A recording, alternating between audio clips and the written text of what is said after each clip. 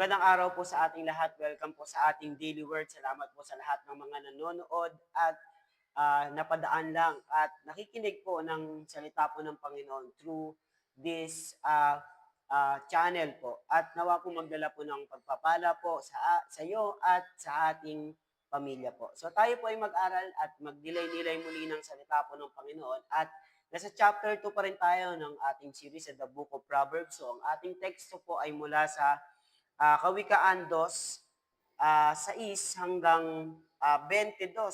Titignan naman po natin, no, isa-isahin natin. Bi-breakdown natin yung mga verses po, no, na pag-aaralan po natin ngayon. So babasahin ko po sa wikang Ingles. Sabi dito, "For the Lord gives wisdom, from His mouth come knowledge and understanding. He holds success in store for the upright.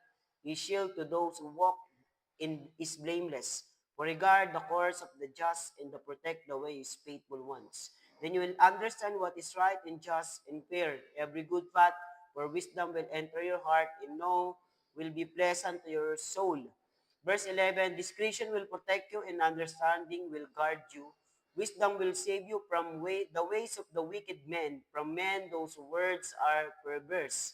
Verse 13, "Who are left the straight path to walk in the dark ways, who delight in doing wrong, rejoice in the perceivedness of evil."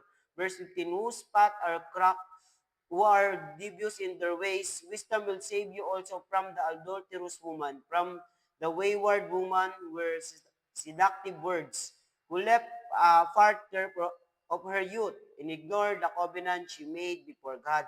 Surely her house lead to down to death, her path to the spirit of death.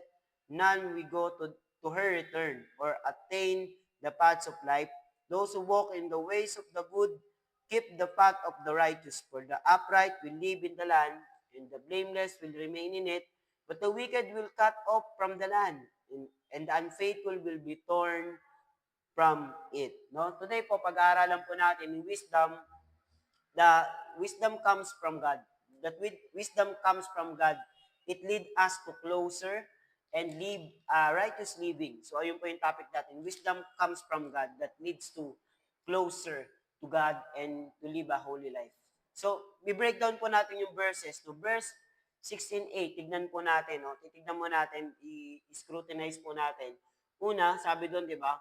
For the Lord gives wisdom. Malinaw naman po that the Lord gave wisdom, from His mouth, knowledge and understanding. Hold success in the store of upright. He shield to those who walk in blameless. For regard the course of the just and protect